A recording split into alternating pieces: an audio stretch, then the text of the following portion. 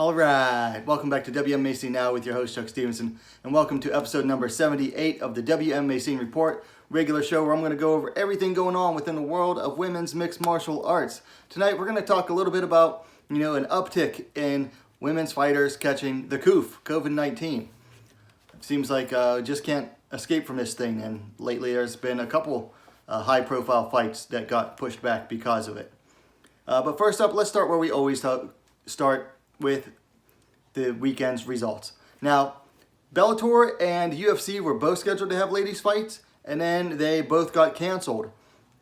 One fight, Vida Ortega in Bellator caught COVID, so that fight was pushed back or was canceled, and then Priscilla Cachoeira and Courtney Casey were supposed to face off in the UFC. Cachoeira had a bad weight cut, ended up slipping and hitting her head on the bathtub. I believe the bathtub is now 3-0 in the UFC. So that fight ended up getting canceled as well. But there were still a lot of good fights this weekend. 4 title fights in various regional shows and 2 all-ladies events. So let's get started in them. First up, we're going to Singapore for one championship. Into the Matrix. Flyweight championship. Seong Jin Nan successfully defended her title against Tiffany Teo via unanimous decision. Seong climbed to 15-2. Teo fell to 9-2. This was a very, very good fight. Teo has improved a lot in the last 2 years since these two met for the first time. But Seong, she just stayed that much better than Teo. So it was a very good fight. Definitely should check that out. It is available on YouTube. Then also on Friday, LFA 94 in Kansas had 2 fights. First up, at strawweight, Loveth Young defeated Rena Norville via TKO at 2 minutes 16 seconds of the first round. Young climbed to 2-1. Norville fell to 0-1.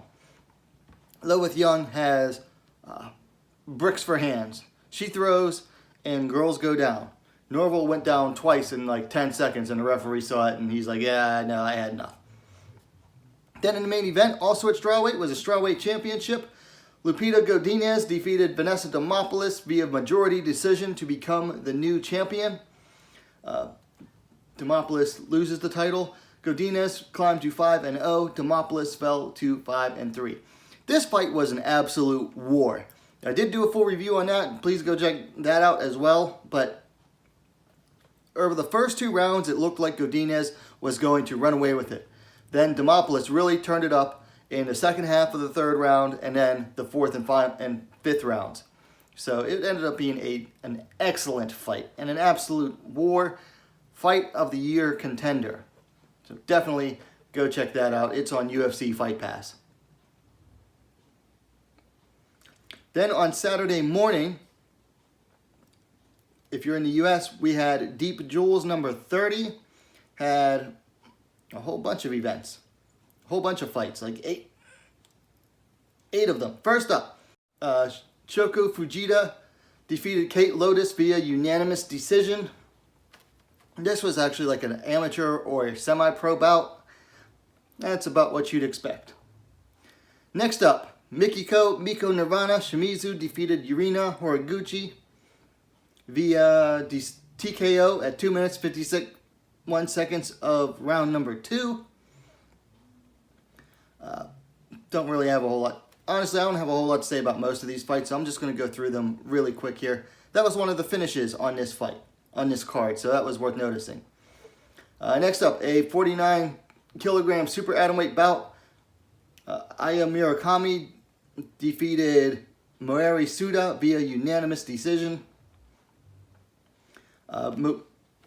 Murakami just outclassed Suda on the ground. No surprise, she's a BJJ black belt and, ground wizard. But it was actually very close because only 2-round fights, 2 of them were 19-19, and then they had to choose a winner, so the judges chose Murakami. Next up, a 54.5 catchweight bout. Seika Izawa defeated Mika Arai via unanimous decision. This was a huge upset here. Izawa was making her pro debut, and Arami was a way more experienced fighter compared to that. And she was expected to just, this is supposed to be like almost a gimme fight for Mika Arami, and it was anything but. She ended up walking away the loser. And Izawa just clung to her like glue and just steamrolled her on the ground. Then we had a microweight bout. Momoko Yamazaki defeated Sae Kokuo via unanimous decision. One of them ended up being a must decision from one of the judges.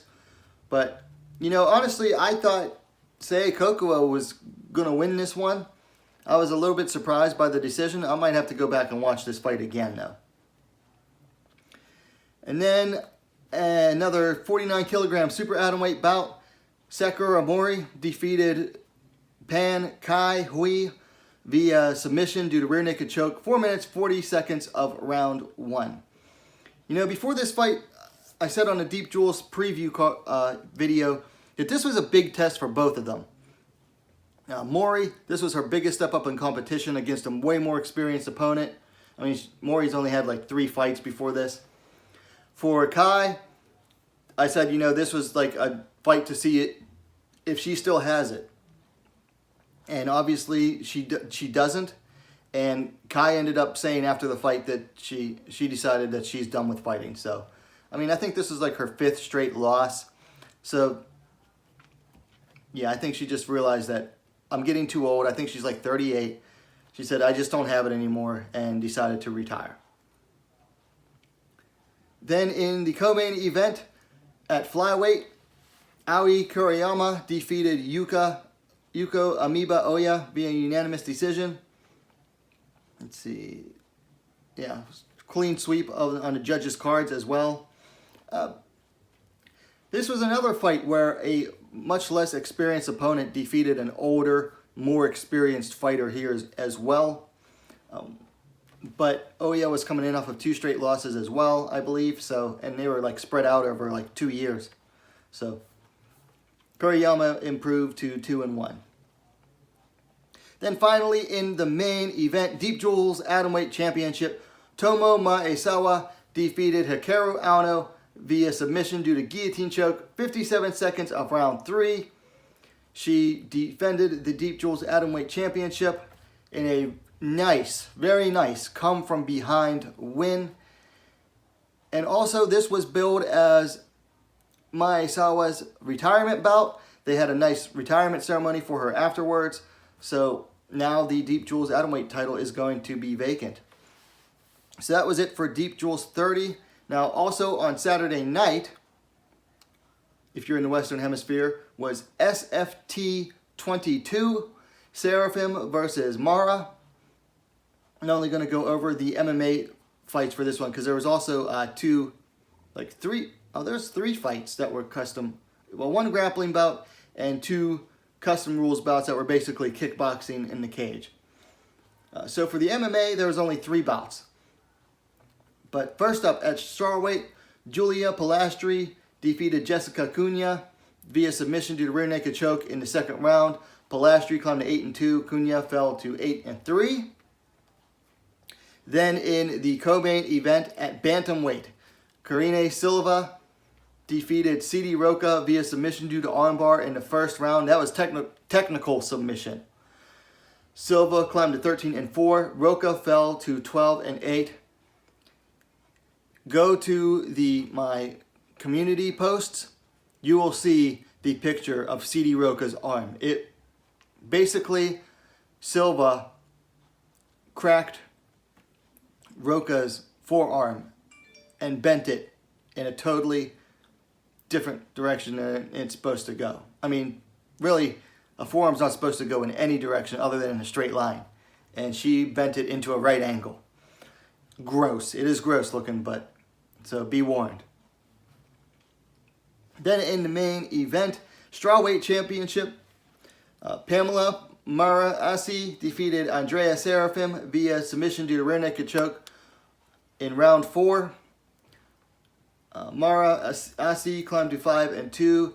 Seraphim fell to 4-1. This was a very good fight as well. Just a very good action-packed fight, very entertaining. Now, SFT22 was on Fight.tv. If you want to go check it out, it was pay-per-view. It's like $15. All right, so that's it for this past weekend's results. So let's get down into the news. First up, One Championship Into the Matrix 2 goes down this Friday, November 6th. There is a strawweight bout there between Priscilla Hurtati Lumban 7-4, and Mainbow coming in 14-5. Now we are going to go over that one in just a little bit. Then LFA news. LFA 95 goes down November 20th. There's going to be a strawweight bout between Tabitha Ricci coming in 3-0 and Flora Hani coming in 2-1. Now I believe Flora Hani is either a Bellator or Invicta veteran. Per social media, atomweight Aliona Rasohina, who has a record of 12-4, has signed with One Championship. That's a decent signing for One Championship. You know, since their inception, for years now, they've mostly relied on bringing in or growing their homegrown talent, signing very few actual experienced fighters. This one's a more experienced fighter, 12-4. So they're finally starting to sign more experienced fighters as well as growing their own homegrown fighters. Then Dana White's Contender Series on November 17th has a pair of ladies bouts. First up at flyweight, Chelsea Hackett is going to take on Victoria Leonardo. Now Leonardo is replacing Jamie Lynn Horth-Wessels, who could not get into the U.S. due to visa issues. And then at strawweight is going to be Polly Macias versus Gloria DePaulo. Now this fight was supposed to go down tonight, November 4th, but DePaulo tested positive for COVID, another one. So this fight got moved back just 2 weeks. Then Octagon 18 goes down November 21st in, I believe, the Czech Republic. A bantamweight bout between Lucia Pudilova, 8-6, the UFC veteran, and Marta Wallacek coming in 4-2. So UFC veteran Pudilova staying busy. What else? Oh, the flyweight title bout between Pro Gonzalez and Aaron Blanchfield, scheduled for Invicta 43 on November 20th, has been postponed due to, you guessed it, Pro Gonzalez caught the Coof. So, once again, another fight getting delayed because of COVID. Then some UFC news. UFC 255 goes down November 21st. They booked a flyweight bout between Katlyn Chookagian and Cynthia Calvillo. That one got booked pretty darn fast. Now, Calvillo was supposed to fight Lauren Murphy like 2 weeks ago, or just over a week ago. But she had to bow out because she caught the COVID. And so now here she is, just later in the same month, really, within a calendar month, catching, honestly, she got a good deal in this. She caught the COVID, but for a reward, she gets to fight, the previous title challenger? Yeah, she got it. Calvillo seems to always come up smelling of roses no matter what happens to her in the UFC. It's honestly, even though she doesn't train with him anymore or under him at Team Alpha Male, I'm telling you, if you're associated with butt chin Uriah Faber, you've got it made in the UFC. And then on UFC 257 goes down January 23rd. There is a targeted strawweight bout between Michelle Watterson and Amanda Hebos. That should be a very good one. It is actually, let's see, Watterson is currently number 6. Hebos is number 9. But this will be Hebos's first ranked opponent in the UFC. She's getting to fight number 6. So if that isn't a sign of a Hebos getting that big push, then nothing is. And then in the Bellator news, Bellator 252 goes down November 12th. That's a week from tomorrow. At strawweight, Carrie Melendez, 4-0, is taking on Emily King, coming in at 4-3. That should be a good bout. Emily King's coming off a win over Ava Knight that I believe she was the underdog in. And then Carrie Melendez always makes for good fights. And then at featherweight, we have a pair of featherweight debutantes. Kara Lynn Hode, taking on Amanda, I'm guessing that's pronounced Levy, L-E-V-E. So a pair of featherweights making their debut. So it looks like Bellator is going to try to expand the featherweight division a little bit. Either that or they're just local fighters in the Northeast region that they're bringing in to fight. Also in Bellator news, Irish strawweight Danny Nealon, who's undefeated at 3-0, has signed a new 4-fight contract with Bellator, which is somewhat unusual because she's a strawweight and Bellator doesn't really have a strawweight division. However, she is one of their fighters that they are growing over in Europe. She fights on the Bellator Euro series, which are basically, Bellator observed Wmma, the British Association of Mixed Martial Arts, and she is one of their homegrown fighters over there. So that's a good, smart move by Bellator to keep her signed. And congrats to Nealon staying signed with a good promotion. And then Lux Fight League 11 goes down November 20th. And they have a bout between Silvana Gomez Juarez and Diana Reyes. And that fight's either going to be at strawweight or flyweight. It didn't really say on the fight poster I saw. And then finally, some more LFA news. LFA 96 goes down December 4th. And they have a flyweight bout between Lisa Malden, 3-2, taking on Mitzi Mary, 2-1. I'm not sure about Malden, but I know Mitzi Mary has fought for Invicta before. So that should be a decent little flyweight bout. Which, honestly, LFA has been neglecting their flyweight division, women's flyweights. So it'll be nice to see another new flyweight bout. So that's it for the news. Now, normally I go into the rankings updates. However, there's no updates for one championship and no updates for the UFC. Now, both could have changes after this weekend, so we'll have to see. Anyway, let's go down into where we tend to finish off a lot of the time, but we won't be this time. This weekend's fight previews. So first up, Thursday night, going to Bellator 251, Manhoef versus Anderson. And there is 2 ladies bouts. First up, at strawweight. Sumiko Inaba making her pro debut against Jessica Ruiz, coming in 0-1. Inaba last fought almost a year and a half ago. Her final referee amateur fight, she scored a TKO. Jessica Ruiz coming off of the loss of her only pro fight to Jennifer Chiang in Bellator 2 years ago. And then before that, she was coming off a loss as well in her final amateur bout, and that was almost 3 years ago. Let's see. Ruiz is the elder fighter, 36-29. Ruiz is listed at 5 feet 4 inches, 163 centimeters tall. No reach listed, and I have no height or reach listed for Inaba.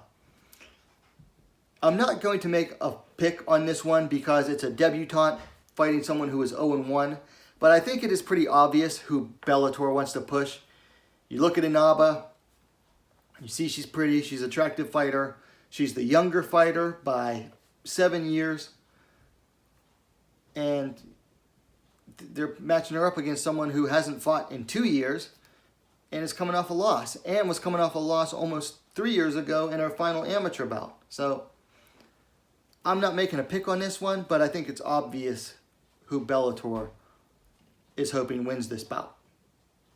And then that'll be another strawweight to add to what looks like they're eventually going to have their own strawweight roster, potentially. Or their own division, rather. And then up at featherweight, Janae Harding coming in 5-4, taking on Jessie Miley, coming in 9-4. Both of these fighters are coming off of recent losses. Harding to Amanda Bell via TKO almost a year ago. Miley fighting more recently, losing a decision to Julia Budd just over 2 months ago. Miley's the elder fighter, 35 years to Harding's 26.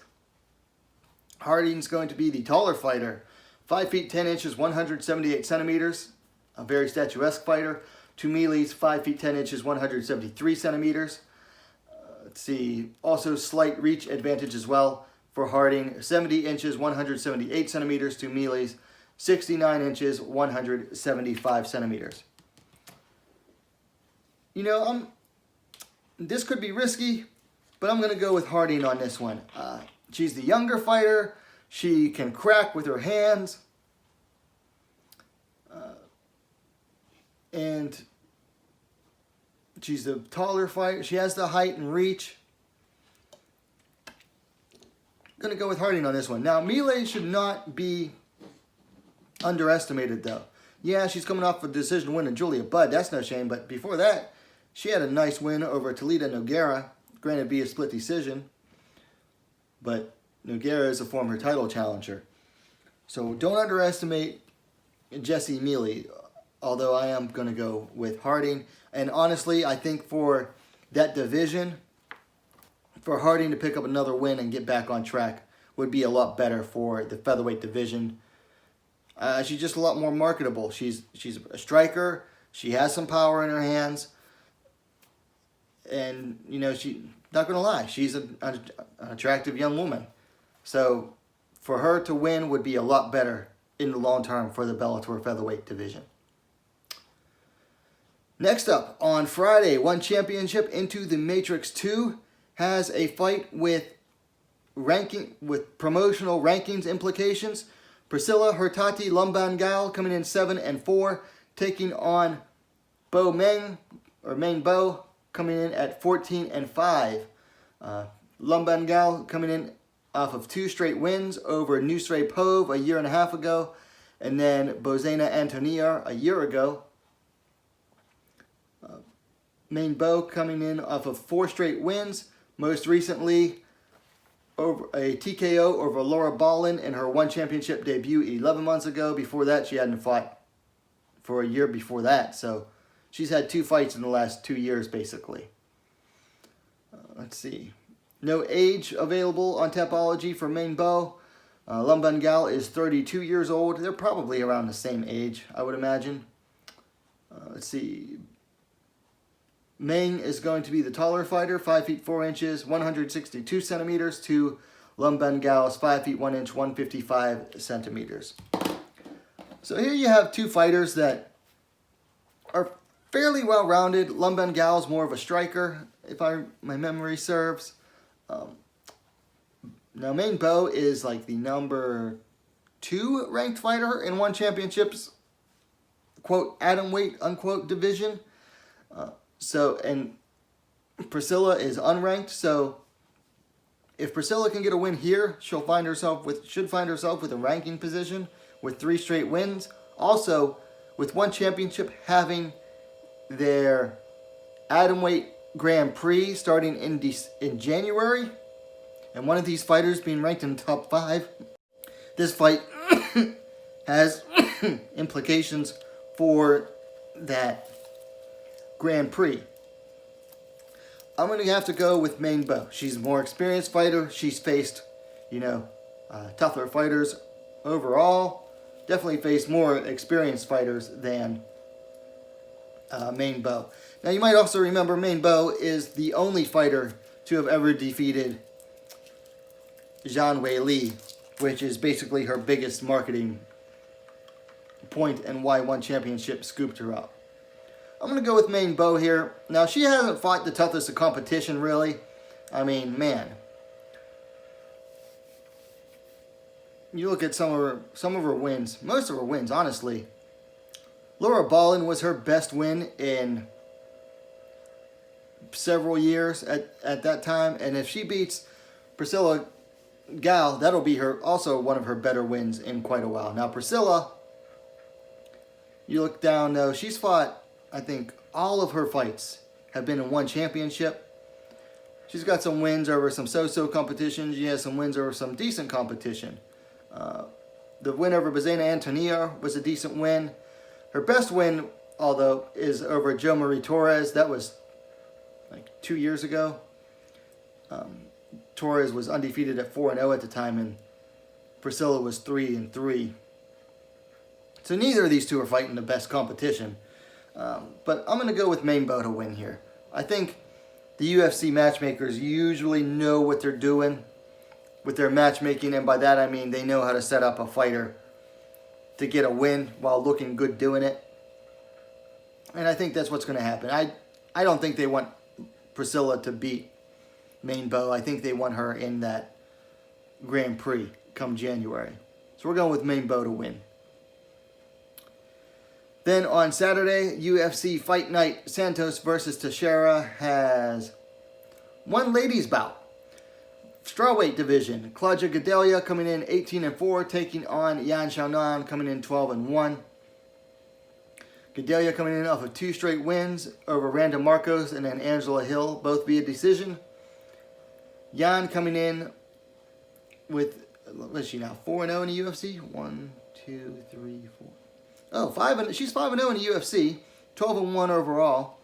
Most recently coming off of a decision over Karolina Kowalkiewicz, where she just battered Karolina for 3 straight rounds. The fight wasn't even competitive.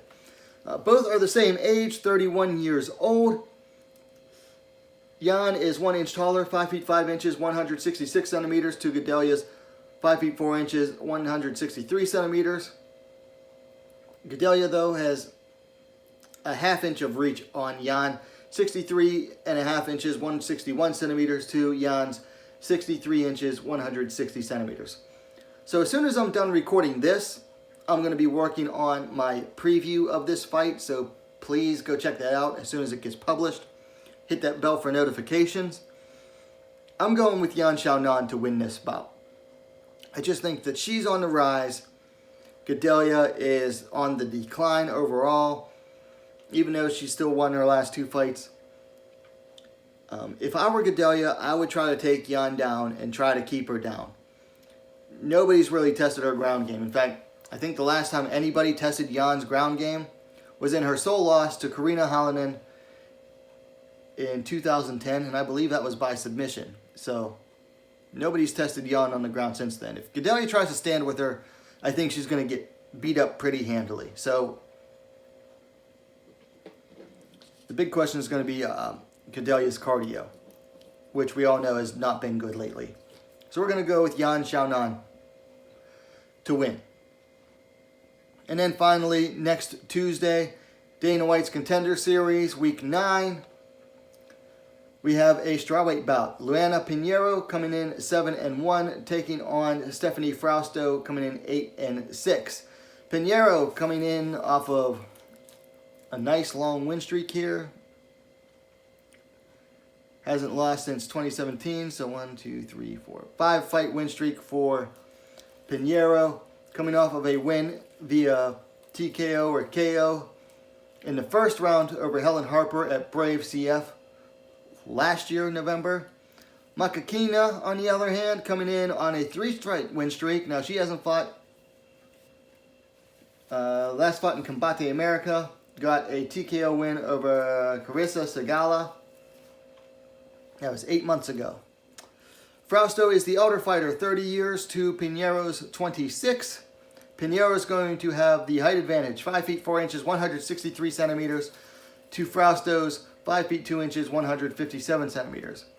No reach listed for Pinero on Tapology. Frasto is listed at 60 inches, 152 centimeters.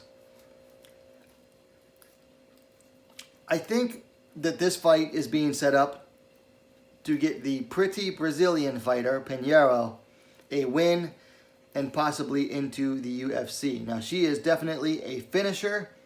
You look at all 5 of her most recent wins are all by finish, whereas Frausto, she's got some finishes too. But, I mean, look, if you really think about it, is the UFC really looking to sign an 8-6 strawweight right now? No. This is supposed to be a setup fight for Pinero. Much like a lot of Contender Series fights are setup fights. And I think that's what's going to happen. So I'm picking Pinero, but I'm cheering for Frausto. I've followed her for a long time. You know, she fought for Invicta once or twice. And, you know, she's a cool fighter. She's tough. She's rugged. Not the most skilled. But I'm going to be cheering for her to win. But I'm picking Pinero to win. Okay, so that's it for this weekend's fight preview. So let's talk about fighters catching COVID. Listen, this is a PSA, a public service announcement to all the fighters out there. Please, please take care of yourself, okay? this might seem counterintuitive. You might think you're in the best of health when you're in fight camp, but honestly, your immune system a lot of the times is going to be compromised. Why? Because you are pushing your body beyond its normal limits, which means that you're pushing your body's own recovery mechanisms beyond its normal limits as well. Also, you're going to be starting your weight cut. All those combined mean that your immune system is going to be compromised. Might not be like, I mean, I'm not going to say like it's compromised to the point where you could catch like, you know, something like serious disease, but COVID might have long-reaching effects, and it might keep you out for a good minute as well. So take care of yourself. You don't need to be out partying if you're supposed to be in fight camp, okay? Have some discipline. Stay away from parties. If you're going to go out in public, I'm not a mask Karen by any means. I am not a mask Karen. But if you're going to go out, take measures to protect yourself. Use hand freaking sanitizer. Just wear your mask if you're going to go out during fight camp. And by go out, I mean like go to the gym, go to eat, go to shopping, grocery shopping, stuff like that. Other than that, what are you doing out? You're in fight camp. You don't need to be going out. Don't be going to parties. Don't be going to the bars. Don't be going to the clubs. You've got no business there. Have some discipline. You're in fight camp, okay? Cynthia Calvillo lost out on a fight against a top 5 fighter in her division. Granted, she's coming out, you know, smelling the roses on the other side because, you know, she's one of Dana White's favorites. Not every other fighter is going to be that opportunistic. Gloria DePaula caught COVID. Her fight got pushed back 2 weeks. That hurts not only her though, that also hurts her opponent Pauline Macias, who then has to push all of her stuff back 2 weeks. So that's one fighter getting sick, but really it's affecting 2 fighters and their staff and trainers. It's no joke. And then finally, Pearl Gonzalez. She's supposed to fight for the Invicta Flyweight Championship in like 2 weeks. Now she's not. That fight has been pushed back. Probably not going to happen it's definitely not going to happen until January, because Invicta's not going to have a December event, I don't think. They're not going to have events 2 months in a row like that. So you have someone who's supposed to fight for a championship, catches COVID, and now her fight is postponed to who knows when. At least January, we'll say. At least January. So that's 2 months now that fighters were in, you know, her and Erin Blanchfield now have to wait after they were in the height of their fight camp. She gets sick. Now, not only does she have to wait 2 months, but so does Blanchfield, which means got to go through another fight camp, an extended fight camp, and start their weight cut process all over again. Fighters, take care of yourselves. Take care of your bodies. Take extra precautions. I don't know what else to say other than that. I mean, I really don't. Take care of yourselves, fighters. You know the COVID's going around, and you can try to downplay its seriousness all you want. But if you miss out on a fight because you caught COVID, and it's your own fault, then you have nobody to blame but yourself. That's all I'm going to say about that. Just take care of yourselves during fight camp. You're compromised. That's really all I have to say about that. And honestly, that's all I have for this episode. So, if you liked the video, please give it a like. Let me know your thoughts in the comments down below. And while you're at it, go ahead and subscribe to Wmma Scene Now, the most complete women's mixed martial arts dedicated platform on YouTube. Thanks for watching. We'll see you next time.